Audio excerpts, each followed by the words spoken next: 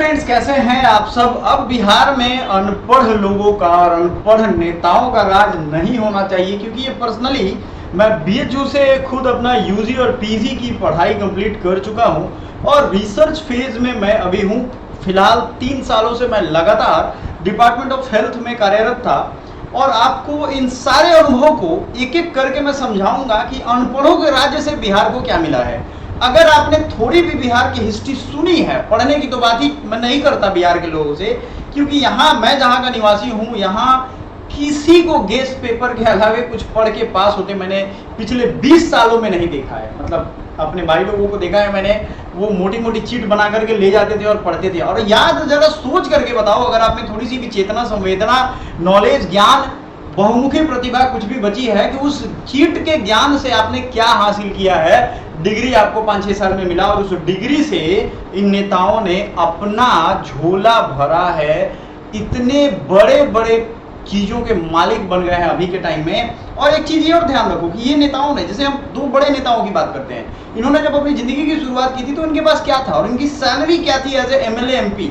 अब बहुत लोग कहेंगे अरे वो तो खाएगा ही ना भाई, नेता बन गया, एमएलए बन गया, क्योंकि यही वो सोच है जो तुम्हें कंगाल बना रहा है। वो क्यों खाएगा भाई? ये जो कुर्सी की इतनी जो महत्व बढ़ गई है ना, इस वजह से अच्छे लोग राजनीति में नहीं आ पा रहे हैं। लगातार कुर्सी की जो ये इंपॉर्टेंस है, मतलब महत्व, जैसे वो नेताजी हैं भाई, वो भगवान है, एमएलए है, एमपी हैं, आ रहे हैं, रास्ता खाली कर दो, ये खाली कर दो। मैं एक बार पटना में था, मुख्यमंत्री नीतीश कुमार का काफिला जा रहा था, तो ये पीर अली पार्क है एक गांधी मैदान के साइड में, और उसी के बगल में गांधी जी का एक मतलब म्यूजियम समझ लो है। वहीं पे हमें रोक दिया गया, तो 2-3 दोस्त के साथ थे हम, काफिला उनका गुजर गया, तब भी पुलिस वाला ऐसे हाथ पेट निकला हुआ इतना बड़ा हाथ देके ऐसे रोक रहा है सबको कि अभी रुके रहिए। हम कहा भैया अब क्यों रुक, मैं बीएचयू से तुरंत छुट्टी में गया था किसी काम से, हम कहे अब क्यों रुक रहे हैं भाई? अरे नहीं तो चीफ मिनिस्टर साहब का अभी काफिला, तो चले गए ना, भगवान थोड़े ना है कि चले जाएंगे तो उनके वजह से रोड गर्म हो गए, जाएंगे तो हम लोग जल जाएंगे। तो कहा ऐसे क्यों बोल रहे हो? हम कहा ऐसे क्यों नहीं बोले, ये कौन सी बात हुई तुम्हारी कि वो अभी चले गए हैं तब तक तुम रुके रहो। वो जनता के लिए है, मुख्यमंत्री जनता के लिए, जनता उसके लिए नहीं है। और ये तब तक नहीं समझ में आएगा जब तक आदमी पढ़ा लिखा ना हो और समझदार ना हो। आप देखो प्रशांत किशोर ने नई पार्टी जन स्वराज पार्टी बनाई, जैसे कि आप लोग जानते थे, ये लगातार पैदल उनके रास्तों पे चल रहे हैं। और ये वो व्यक्ति हैं जिन्होंने खुद पब्लिक सर्विस में अपने आप को खपाया है और पिछले कई सालों से भारत की जनता को समझने का प्रयास किया। और आपको अगर नहीं पता है तो ये समझ लो, गोपाल कृष्ण गोखले से जब महात्मा गांधी पहली बार मिले थे ना, और उसके ठीक कुछ दिनों बाद गोपाल कृष्ण गोखले की मृत्यु हो जाती है, और महात्मा गांधी को उन्होंने एक सुझाव दिया था कि अगर तुम्हें भारत के लिए कुछ करना है तो इसके गले मोहल्ले कस्बे राज्यों को घूमो, उत्तर से लेकर दक्षिण, पूरब से लेकर पश्चिम सफर करो और देखो कि क्या परेशानियां हैं। अगर आपने बेन किंसले की गांधी मूवी भी देखी होगी, छोड़ दो पढ़ाई लिखाई की बातें, तो भी आपको यह पता चल जाएगा कि वो मूवी में भी दिखाया गया है। वो घूमते हैं चारों तरफ, देखते हैं कहां लड़ाई, कहां झगड़ा, किस तरीके की परेशानी से लोग जूझ रहे हैं। ग्राउंड लेवल पे जब तक नहीं जूझोगे, यहीं लड़ोगे, नहीं पता चलेगा। और मुझे बहुत प्राउड फील होता है कि इस बिहार में महावीर और आपके बौद्ध धर्म के संस्थापक महात्मा बुद्ध का जन्मस्थली रहा है, कर्मस्थली रहा है, उसके बावजूद यहाँ के लोग इस अव्वल दर्जे के गंवार है कि अगर कोई भी पढ़ा लिखा व्यक्ति भी अगर इनके सामने आके कुछ समझदारी वाली बात करता है तो उसमें भी ये लोग काबिल बनते हैं। और ये बहुत मतलब ग्राउंड लेवल की मैं बात बता रहा हूँ। आप किसी अच्छे वर्ड को बोल करके देखो, किसी को कुछ समझ में नहीं आता है, फिर भी वो आपको इग्नोर करना शुरू कर देंगे। ये कहां से है? ये पढ़ा लिखा विद्वान आदमी इस अनपढ़ सोसाइटी में कैसे इग्नोर हो जाता है? क्योंकि इस लेवल का इग्नोरेंस भरा गया है नेताओं के द्वारा। देखो, मेरा ये बहुत फर्म बिलीव था कि आईएएस आईपीएस बनकर के देश का, राज्य का बहुत सुधार हो सकता है। ये एक फैलेसी है, गलत धारणा है। आपको मैं अपनी बात तो छोड़ो, एक बहुत बड़े सेंट्रल मिनिस्टर रहे, पहले वो आईएएस ऑफिसर थे, सेंट स्टीफंस दिल्ली विश्वविद्यालय में उनका एक स्पीच चल रहा था, और उस स्पीच के बीच में उन्होंने कहा था कि भूल कर भी आईएएस आईपीएस की परीक्षा में मत बैठना, क्योंकि इस परीक्षा में बैठने से आपको अनपढ़ गांवार जाहिल नेताओं की हामी भरनी पड़ेगी, उनकी चाकरी करनी पड़ेगी। एक बात बताओ, इतना कठिन परीक्षा देकर के जिसमें 0.001% चांसेस है सिलेक्शन के, और इतना पढ़ लिख करके जब आप जाओगे और जाहिल और गंवार नेताओं के बीच से गाली सुनोगे, उनका पीकदानी उठाओगे। बिहार में यही हुआ है, बिहार में लालू के राज में तो यही हुआ है, आप देख लो, तो आपका आत्मा तो मर जाएगा। सीधी सी बात है भाई। एक पढ़ा लिखा आदमी तो अपने पिता से नहीं वो चाहता है कि उनकी गलत बात कोई बर्दाश्त करे। ये सच्चाई है, अगर सच्चे मन से वो डेडिकेटेड है उस नॉलेज की देवी या ज्ञान के प्रति। लेकिन ये चीज जब उसके अंतर मन को झकझोरेगा तो वो भी या तो करप्शन करेगा या वो नौकरी छोड़ देगा। तो कहां हुआ समाज की भलाई? तो ये सबके जड़ में मैंने ये पाया कि पॉलिटिक्स का सुधरना जरूरी है। राजनीति, महात्मा गांधी ने एक और बात कही थी कि पॉलिटिक्स जो है ना वो enquire us like a snake, जैसे स्नेक जो घुमा के और घेर देता है ना किसी चीज को, वैसे ही पॉलिटिक्स हम चाहे ना चाहे हमें घेर के रखता है। मैं भी जब छोटा था, मैं खुद महात्मा गांधी की कर्मभूमि मोतिहारी से हूं और आपको ये बताऊं कि मुझे भी लगता था राजनीति बड़ी करनी चीज है, लेकिन नहीं, इससे थोड़ा ऊपर उठिए। ये चीज समझिए, बिहार के लोग राजनीति प्रबुद्ध हैं, सारी चीजें समझते हैं, सब बात वो समझते हैं, लेकिन जब वोट देने जाते हैं तो फिर वही अनपढ़ बनाने वाले लोगों को वोट देते हैं। अच्छा, एक और बड़ी बात होगी कि भाई नेताओं ने इतना टाइम पैसा इन्वेस्ट करके लोगों को अनपढ़ क्यों बना करके रखा है? अनपढ़ इसलिए बना करके रखा है क्योंकि पढ़ा लिखा आदमी जवाब दे सकता है। आपको अगर नहीं मालूम है तो आपको एक चीज और बताता हूं, यही इन्हीं दोनों नेताओं में जो पहले नेता हैं, ये जब मुख्यमंत्री बने थे उस समय भाई हुआ कि अरे बाप रे, कोई पिछड़ी जाति से बहुत बड़ा लीडर बना है, बहुत अच्छा, बहुत इनका था कि चलते थे फिरते थे, कहीं जो गंदे मलिन बस्ती के लोग हैं उनको नहलाने लगते थे बच्चों को, बड़ा क्रेज था इनका, क्रेज था। वो समझ चुके थे कि इसी से हमको वोट मिल जाएगा, पढ़ाने लिखाने की जरूरत क्यों नहीं हुई भाई? क्योंकि जब भी ये कहीं जाते थे तो इनसे जो सवाल पूछता था पत्रकार, या अगर आगे भी देखेंगे आप जज के सामने भी जब ये जाते थे तो इनसे सवाल जो पूछता था वो पढ़ा लिखा आदमी पूछता था। इनके दिमाग में क्रिएट हो गया कि पढ़ा लिखा आदमी ही सवाल पूछेगा और हमको सत्ता से एक ना एक दिन बेदखल कर देगा, तो क्यों ना हम सबको अनपढ़ गंवार का कुआं में धकेल दें ताकि हमारा जो मिशन है वो हमेशा लाइफ लॉन्ग चलता रहे। अब देखो आप, बिहार में पीएचडी करने के बाद भी बच्चे एकदम दूसरे राज्यों में भटक रहे हैं, कुछ नहीं उनके पास है, जबकि बिहार इतना प्रबुद्ध था, इतने पढ़े लिखे लोग थे। आप अपने पिताजी से पूछिएगा कि उस समय जब वो पढ़ने जाते थे बेंच डेस्क नहीं हुआ था, पेड़ के नीचे इतनी ज्ञान भरी बातें और लिख के पढ़ के आते थे कि वो 10 क्लास में पढ़ने के बावजूद 10वें क्लास के बच्चे को पढ़ा देते थे। आज निकाल करके देख लो, एमए एमएससी करने के बावजूद कोई 9th 10th नहीं पढ़ा पाएगा। बिहार की ये स्थिति है, क्यों भाई? Guess paper culture. तो अब सवाल ये हुआ कि सबसे पहले जो लीडर थे उनको एक चीज समझ में आ गई कि अगर हम पढ़ाएंगे तो ये हमारी सत्ता नहीं रह सकती है। दूसरा जो उनको चीज समझ में आया ना कि ये जिस टाइम के लीडर हैं, किस आंदोलन से निकले हैं, वो आंदोलन था जेपी का आंदोलन। जेपी बहुत पढ़े लिखे सोशलिस्ट लीडर हैं। भारत छोड़ो आंदोलन में उनकी अगर आप पढ़ेंगे ना, प्रिजन डायरी उन्होंने लिखा है जब वो जेल में थे तो, और उनकी किताबें पढ़ोगे, उनकी सोच को देखोगे, वो बहुत अच्छे लेवल के सोशलिस्ट लीडर थे। और सबसे बड़ी बात थी कि वो बहुत पढ़े लिखे थे, यूएस जाकर के पढ़े लिखे थे, ये नहीं कि इधर अपने मोतिहारी और बेतिया और भागलपुर के यूनिवर्सिटी से पढ़े हुए थे। उस जमाने के वो और बहुत संघर्ष करके पढ़े थे। यूएस में, अमेरिका में उनकी आप देखोगे जो उनका जीवन रहा है, वो वहाँ के जो वर्कर ग्रुप है ना, जैसे शराब के ठेके या मछली हाट या जहां भी वो काम करते थे, उनसे बहुत संवेदना उनको जुड़ी। और कहीं ना कहीं दोनों नेताओं में, एक नेता को तो ये कंप्लीट लग गया था जो सबसे पहले लीडर बने, उनकी वाइफ भी लीडर बनी, अब उनके बेटे 9वां फेल होने के बावजूद भी वो मुख्यमंत्री बनने की रेस में। हमें तो हंसी आती है इस बात से। तो इनको ये लग गया कि भाई एक पढ़ा लिखा आदमी इतना बड़ा क्रांति कर सकता है और ये भी बिहार का ही है, तो हम अगर पढ़ने लिखने देंगे तब तो हमको क्रांति करके हटा देगा ना, रिवॉल्यूशन करके हटा देगा, अच्छा बात करेगा तो लोग हट जाएंगे। तो क्यों ना हम पूरे इस एजुकेशन व्यवस्था को चौपट कर दें। देखो, कहीं ना कहीं आप ये मान के चलो कि जिंदगी में ना टैलेंट का बहुत बड़ा रोल है। किसी जाति धर्म समुदाय का लोग हो, अगर आप में स्किल है, आप में काबिलियत है, आपको कोई ज्यादा रोक नहीं सकता है। बिहार छोड़ के, बिहार में आपको कोई कुछ करने ही नहीं देगा, क्योंकि कोई कुछ नहीं किया है तो कोई जब नया करता है तो उसका पैर खींचेंगे, रंगदारी मांगेंगे, उसको परेशान करेंगे, फैमिली टॉर्चर या जो भी कुछ करेंगे उसको करेंगे। आप सोचोगे कि मैं इतना लंबा चौड़ा भाषण दे क्यों रहा हूं। सीधा समझो कि अब वो वक्त आ गया है कि 35-40 सालों की जो गुलामी है ना, इसको तोड़ के आगे निकलो। मैंने पिछला वीडियो बनाया था बिहार के बाढ़ पे, आपने देखा होगा। मैंने एक चीज समझा आपको कि हर साल लगभग 500 से 1000 करोड़ रुपया बाढ़ पे खर्च हो जाता है।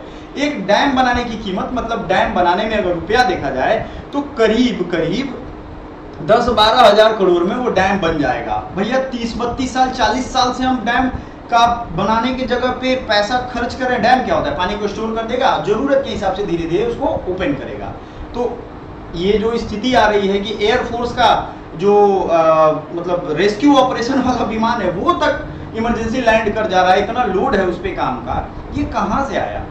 तो ये यहीं से आया। इस स्टेट को जानबूझ करके इतना कबाड़ा बना दिया गया है कि एक शिक्षा प्राप्त व्यक्ति यहाँ गुजारा कर ही ना पाए।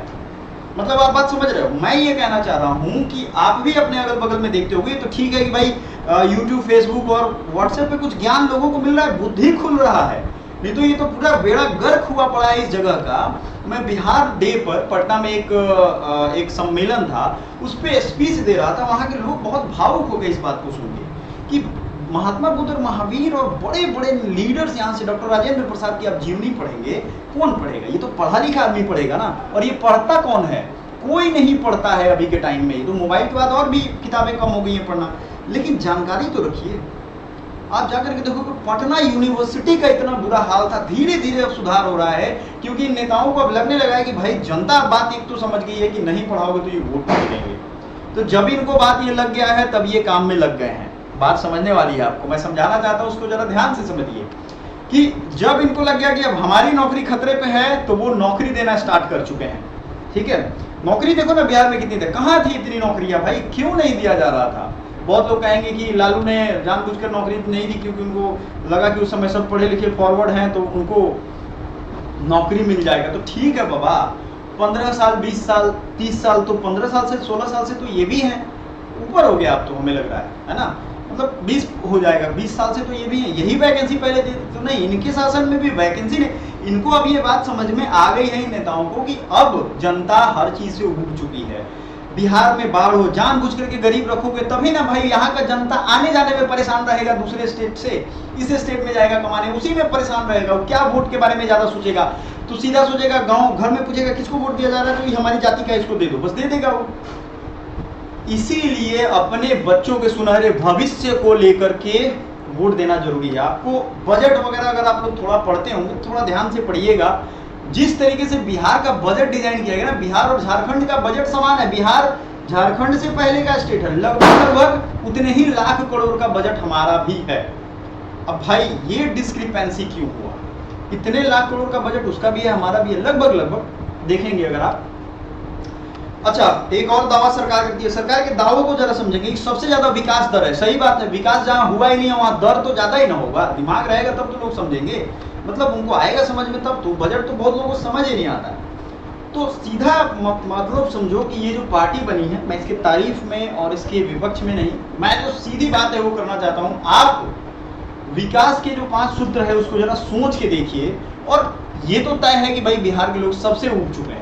ये अलग अलग चोंचले ला करके और बिहार के लोगों को बस उसमें फंसाया जाता है, कुछ नहीं होता है। हमें 5 लाख करोड़ रुपए चाहिए शिक्षा व्यवस्था को बदलने का, ताकि हम फिर से शिक्षा में लीडर बन पाए। आपको मालूम है ना, आप जितने भी जज हैं अभी सुप्रीम कोर्ट में, उनका थोड़ा हिस्ट्री खोल करके देखिए, उन्होंने पढ़ाई कहाँ कहाँ से की है।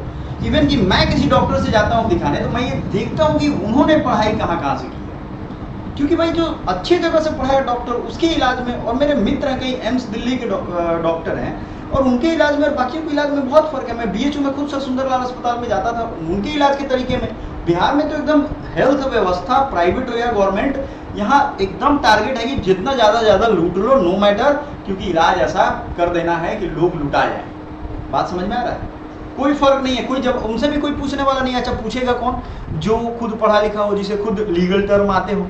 आपको मालूम है यूएस में एक, इधर देखते हो ना, कैन्यूला लगाते हैं, इस हैंड की जगह पे इस हैंड पे लगा दिया तो उसको फाइन कोर्ट ने इतना ज्यादा लगा दिया कि उस हॉस्पिटल को मुसीबत आ गई थी।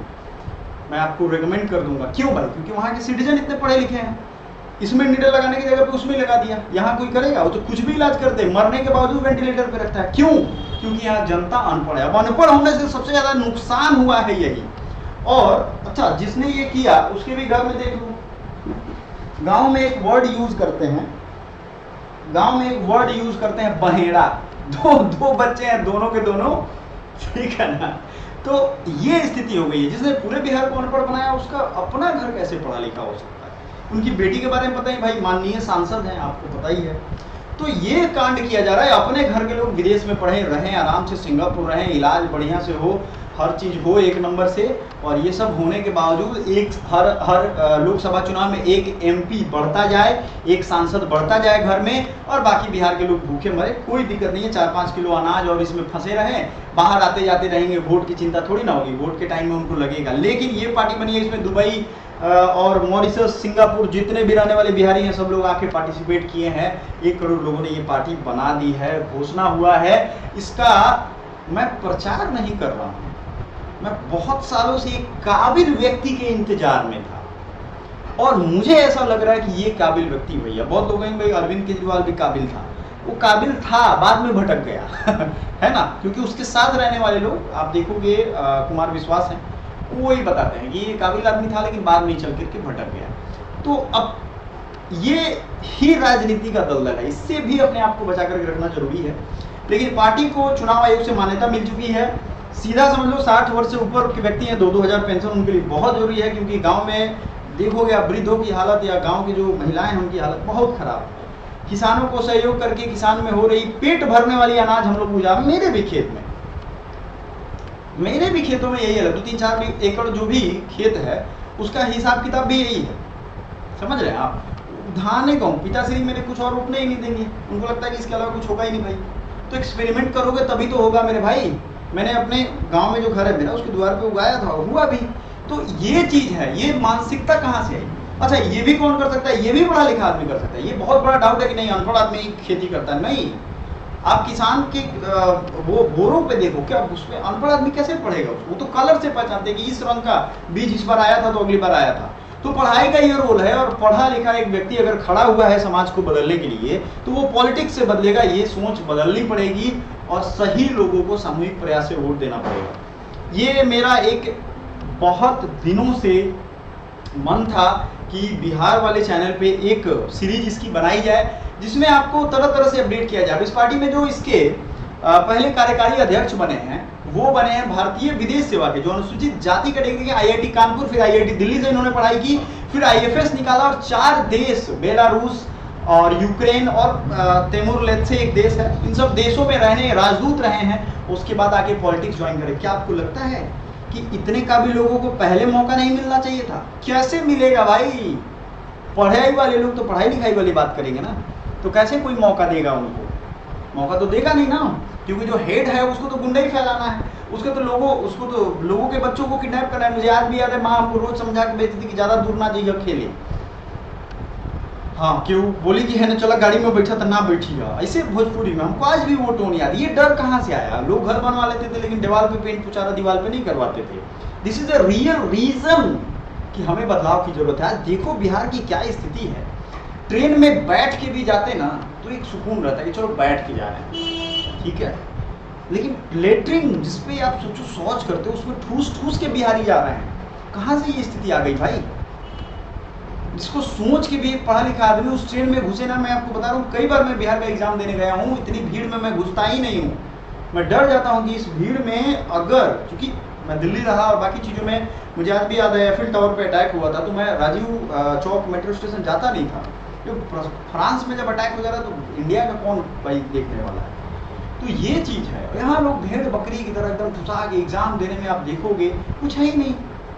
अरे कुछ है ही नहीं। घर पे माँ बाप को खाने के लिए नहीं है, दवाई के खरीदने के लिए नहीं है, लेकिन फिर भी लोग नहीं जा रहे हैं सुधारने स्थिति। तो पढ़ो, इसमें पढ़े रहो।